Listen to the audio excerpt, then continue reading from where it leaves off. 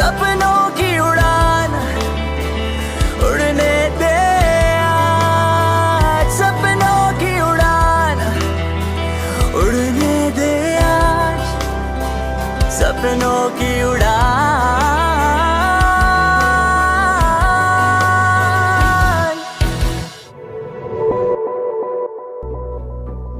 नमस्कार छपरा, आप सुन रहे हैं रेडियो मयूर 90.8 FM, सुने अपने दिल की आवाज।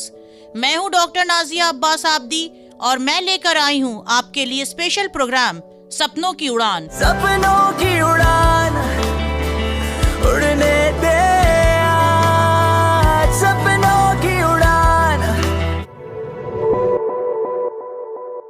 दोस्तों, ये उड़ान है हमारे सपनों की, हमारे उम्मीदों की, हमारे साथ जुड़ने वाले भविष्य की। तो चलिए शुरू करते हैं आज का विषय, कम्युनिकेशन स्किल, यानी कि बातचीत करने के तरीके। दोस्तों, इस कम्युनिकेशन स्किल में हम जानेंगे कम्युनिकेशन क्या है और बातचीत करने के तरीके क्या होते हैं। दोस्तों, जैसा कि आप सभी जानते हैं, बातचीत करना भी एक कला है। आपने देखा होगा कुछ लोगों का बात करने का लहजा इतना अच्छा होता है कि उनकी सारी बातें अच्छी और सच्ची लगती हैं। वहीं कुछ लोगों का बात करने का लहजा इतना बुरा होता है कि उनकी अच्छी बातें भी बुरी लगती हैं। इसलिए अगर आप जिंदगी में आगे बढ़ना चाहते हैं तो आपको बातचीत करने का तरीका आना चाहिए। कम्युनिकेशन स्किल भले ही आपको कठिन लगता है, लेकिन अगर आप इसे अपने डेली लाइफ में प्रैक्टिस करेंगे तो ये आपके लिए बहुत ही आसान हो जाएगा।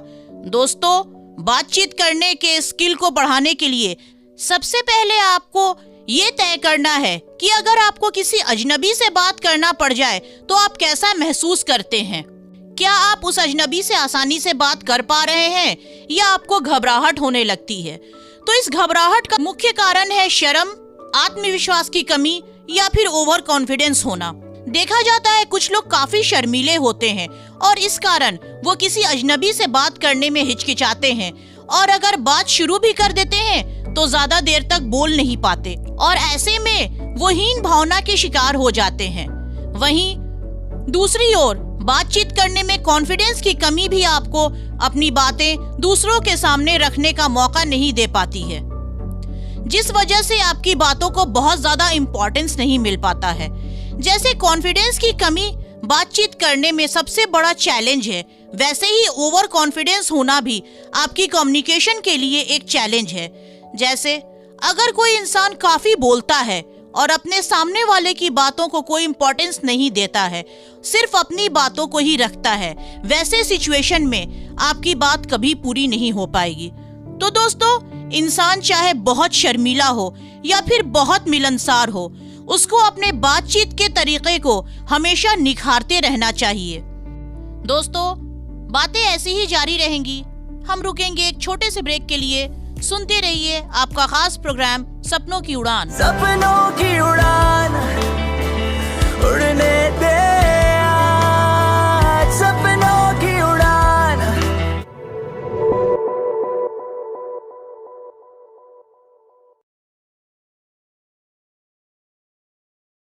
सपनों की उड़ान उड़ने दे आज, सपनों की उड़ान। ब्रेक के बाद एक बार फिर से स्वागत है आपका हमारे अपने रेडियो स्टेशन रेडियो मयूर 90.8 FM पर। मैं हूं डॉक्टर नाजिया अब्बास और मेरे साथ आप सुन रहे हैं कार्यक्रम सपनों की उड़ान। चलिए प्रोग्राम को आगे बढ़ाते हैं। जैसा कि आप सभी जानते हैं, बात करने से ही बात बनती है। बातचीत के जरिए हम अपने दिल की बात दूसरों तक पहुंचाते हैं, जिसके लिए जरूरी ये है आपको बातचीत करने का तरीका आना चाहिए। तो चलिए दोस्तों, देखते हैं बातचीत करने के अलग अलग क्या तरीके होते हैं। सबसे पहले तो आपको किसी से भी बात करने के लिए सही वक्त देखना चाहिए। अगर सामने वाला इंसान काफी बिजी है और उस वक्त आप उसके सामने अपनी बातों को रखेंगे तो वो आपकी बातों को नजरअंदाज कर देगा। ठीक वैसे ही अगर आप किसी अजनबी से बातें कर रहे हैं और आपको समझ में नहीं आ रहा है कि बात की शुरुआत कहाँ से करें, तो उस वक्त आप अपने आसपास की चीजों के बारे में बातें करें। के साथ आप एक अच्छे श्रोता बने, क्योंकि बातचीत के क्रम में एक अच्छे लिसनर का बहुत बड़ा रोल होता है, क्योंकि बात तभी पूरी होगी जब आप अपने सामने वाले की बातों को सुनेंगे।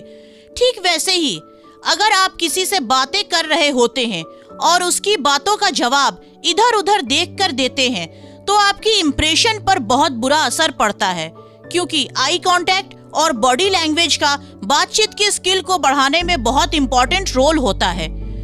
कभी कभी ये देखा जाता है कोई इंसान बातचीत के क्रम में अपनी ही बातों पे अडिग रहता है। ऐसा करना आपकी बातचीत की स्किल को हानि पहुंचाता है, क्योंकि बात एक तरफा नहीं होती है, दो लोगों के बीच में बातचीत होती है, तो दोनों को अपनी अपनी बातें कहने का हक होता है।